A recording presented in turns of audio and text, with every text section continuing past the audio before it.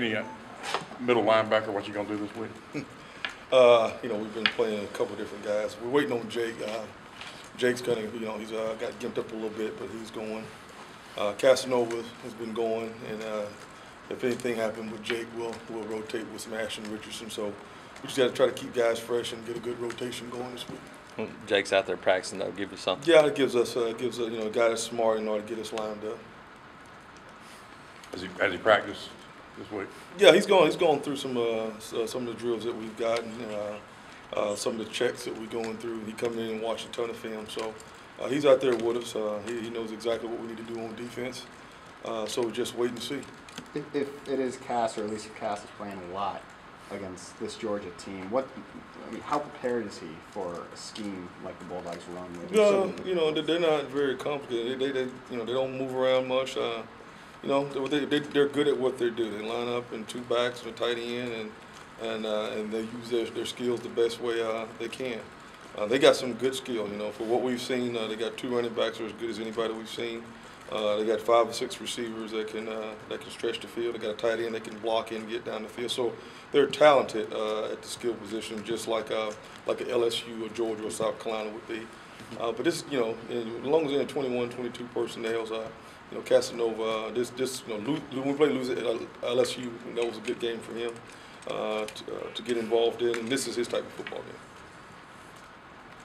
You kind of said it yourself, not comparing the personnel necessarily or the talent level, but with LSU, and a lot of guys saying they just line up and they go. Is that the kind of thing your guys appreciate when it's like just hat on hat? Yeah, it's football. It's not spread out. It's typical SEC football. They're gonna get in two backs and they're gonna pound them. They're gonna run the power. They're gonna run the ISO. They're gonna run the divide plays.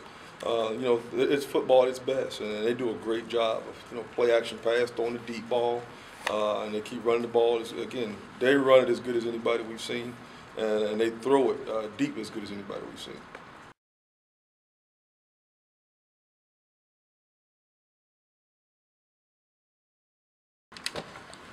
Well, Willie, there's something special about this game. Do you play in school where you spend a lot of years? Right now, in preparing for the game, you're just focusing on trying to defend their offense, and which is quite a task itself.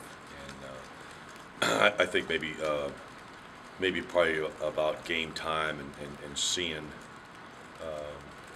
some of those players have the opportunity of recruiting and coaching. It'll probably be a special feeling, But right now, preparing, and you're just like any opponent, and you're focusing on the people you've got to defend, and obviously you're very good at all phases, running the ball and throwing the ball. Talk to some old Georgia players. They talk about how you and Brian both, the idea is to make the opponent play left-handed, to make them force them to do things they don't want to do. Is that really the goal this Saturday? It doesn't. It's no different than any week. And it's, here's the thing though. You got Aaron Murray, who's a very talented quarterback and very smart. Being around Aaron and the recruitment of Aaron comes from a great family, and highly competitive, comes from a great high school program. So sometimes you wish you didn't know all those things, because he's been very successful wherever he's been, and obviously he's doing an outstanding job there at Georgia. But you start right there, and he's done such a great job, and he's a great leader, and then you go to the running backs, and they're young, but they're very talented, and both averaging probably above 6 points a carry and 6 yards a carry. And then okay, if you can stop them, then you've got some wideouts that I know obviously Tavares has done a great job, and being his senior year, and Malcolm Mitchell.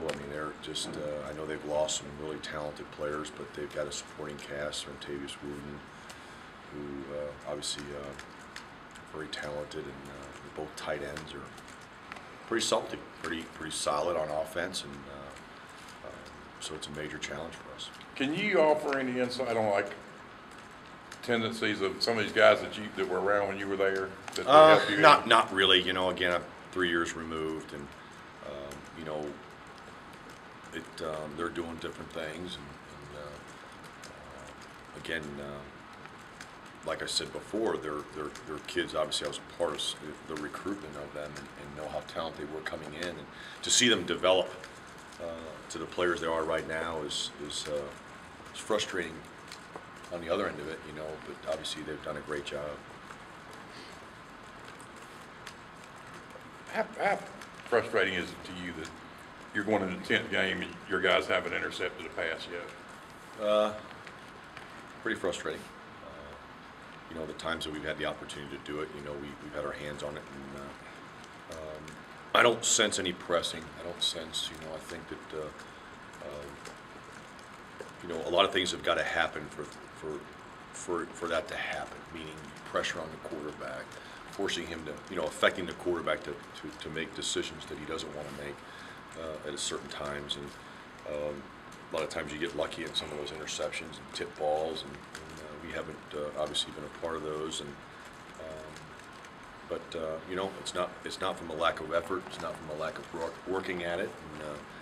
And believe me, they're very aware of it, and you know, improving on it every day. You know, from a ball skill standpoint.